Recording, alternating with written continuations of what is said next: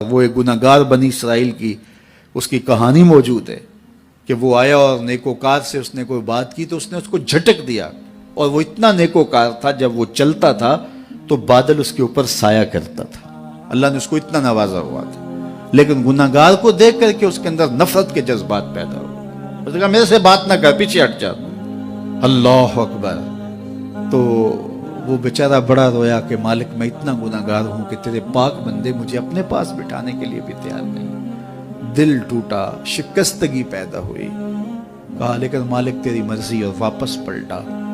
لیکن جب واپس پلٹا تو وہ بادل کا سایہ جو اس نیکوکار پہ تھا، وہ سایہ اس گناہگار کے سر پہ آ گیا۔ تو وہ کرم نوازی جس پہ فرما دے، اس کے سارے بندے ہیں۔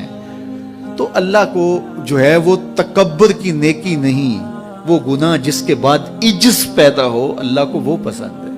وہ گناہ جس کے بعد توبہ کے جذبات ابھرے، بندے کو شرمندگی کا احساس ہو۔ تو مت ایسے بنے کہ 4 نمازیں پڑھ لیں تو سب بے نمازیوں کو حقیر جاننے لگ جائیں، تھوڑا سا کام کر لیں، صدقہ و خیرات کر لیں تو باقی مالداروں کو حقیر جانے لگے۔ آپ کو دین کے کام کی توفیق مل گئی ہے تو آپ دین کے ٹھیکیدار بن کے بیٹھ جائیں کہ میں اتنا بڑا جلسہ کروایا، اب میرے علاوہ تو کوئی یہاں مسلمان نہیں رہتا، میں ہی سب سے بڑا عاشق رسول ہوں، میں ہی سب سے بڑا مسلمان ہوں۔ نہ، ایسا نہ کیجئے۔ اللہ نے آپ کو توفیق دی، آپ نے لوگوں کو دعوت دی، پتہ نہیں کس آنے والے پہ کتنا کرم ہوا ہے۔ یہ تو ان کی رحمتیں ہیں، وہ جس پہ چاہے جیسے چاہیں برس جائیں۔ ہم کو ٹھیکیدار تھوڑے ہیں، ہم تو نوکری کرنے والے ہیں، ہم تو جوتے اٹھانے والے ہیں۔ ہو سکتا ہے کس کے صدقے میرے والد گرامی مجھے یاد آتے ہیں، وہ مجھے فرمایا کرتے تھے جب گفتگو کے لیے نکلنے لگے اور لوگوں کا ہجوم ہونے لگا، تو وہ مربی تھے بڑے، اور بڑی حکمت کے ساتھ جو ہے وہ کوئی نہ کوئی بات سمجھاتے رہتے تھے۔ تو ایک دن فرمانے لگے کہ ایک خطیب تھا، بظاہر اچھا خطاب کرتا لیکن اندر سے وہ اتنا اچھا نہیں تھا۔ تو جب وہ فوت ہو گیا تو وہ بخشا گیا، تو اس نے اللہ سے کہا کہ میرے مالک، میرا تو کوئی عمل ہی نہیں ہے کہ میری بخشش ہوگی اور میری مغفرت ہو گئی۔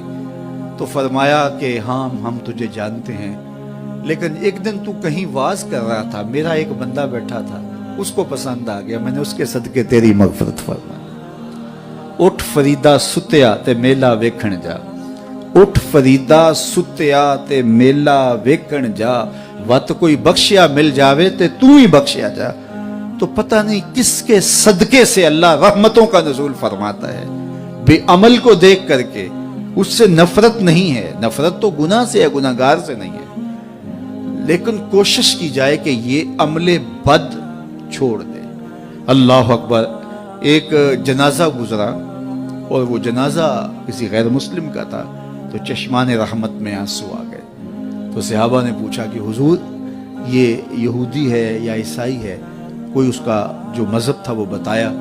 تو فرمایا کہ مجھے اس بات پہ افسوس آیا کہ یہ اسلام نہیں لا سکا اور کفر کی حالت میں مر گیا، تو اگر یہ اسلام لاتا اور جو ہے وہ جنت کی راہوں کا مسافر ہوتا تو کتنا اچھا۔ یہ اس کے ساتھ بھی ہمدردی ہے۔ تو اللہ کی مخلوق، یہ جنت کے اکیلے ٹھیکیدار بننے کی کوشش نہ کریں کہ میرے علاوہ کوئی جائے ہی نہ، جنت کے دروازے پہ میں بیٹھ جاؤں گا کسی کو، یہ زیادتی ہے۔ میرے تو اعلیٰ حضرت نے یہ کہا تھا، ایک میرا ہی رحمت پہ دعویٰ نہیں، شاہ کی ساری امت پہ لاکھوں سلام۔ تو اس لیے امت سازی کی ایک تو کوشش کریے، اپنے اندر باہمی چھوٹے چھوٹے نزاع اختلاف، یہ انسانی فطرت ہے، انسان کے اندر طبائع کے اندر اختلاف ہے، ترجیحات کے اندر جو ہے وہ اختلاف ہے، اپنے اپنے مزاج کے اندر تفاوت ہوتا ہے۔ تو ایسا نہ ہو کہ چھوٹی چھوٹی باتوں سے آپ جو ہے وہ امت کو پھاڑ چیر کے رکھ دیں، نہیں، بلکہ امت کا جو تصور ہے اس کو قائم رہنا چاہیے۔ تو گناہ کے بعد جب انسان کے اندر ندامت کا اظہار ہوتا ہے، وہ جو آنسو ٹپکتے ہیں، بندہ اپنے آپ کو چھوٹا سمجھتا ہے، میں اتنا گناہگار، میں پاپی، میں مجرم، میں میلا اتھرو، جب وہ اپنے آپ کو دیکھتا ہے کہ میں اتنا برا شخص ہوں، تو پھر اللہ کی رحمتیں اس کے اوپر متوجہ ہوتی ہیں۔ تو اس کو پسند ہے کہ جب بندے اس کے حضور عاجزی کرتے ہیں، اس کے حضور معافی مانگتے ہیں، تو مت کسی کو حقیر جاننا کہ یہ گناہگار ہے، نہ جانے اس کا انجام کیا ہو۔ کتنے گناہگار ان کا آخر اچھا ہو جاتا ہے، کتنے نیکوکار ان کا آخر اچھا نہیں ہوتا۔ انما الاعمال بالخواتیم، وہ تھی تو فاحشہ عورت لیکن ایک کام کیا کہ ایک کتے کو پانی پلا دیا، اپنے دوپٹے سے جوتا باندھ کر کنویں میں لٹکایا اور اس کو پانی پلا دیا۔ حدیث پاک میں آتا ہے اللہ اس کے صدقے سے اس کی خطائیں معاف فرما دی۔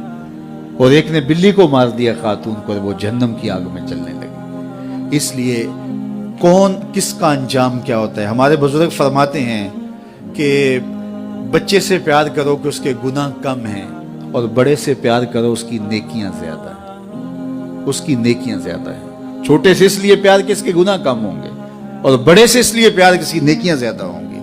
اور اسی طرح جو ہے وہ خیال کرو کہ ہو سکتا ہے اس کا انجام بخیر ہو جائے اور اس کا آخر کتنا خوبصورت ہو۔ تو مت کسی کو حقیر جانیے گا، ایک میرا ہی رحمت پہ دعویٰ نہیں، شاہ کی ساری امت پہ لاکھوں سلام۔ تو حضور کی امت سے پیار کرو، مخلوق خدا کو جوڑنے کی کوشش کرو۔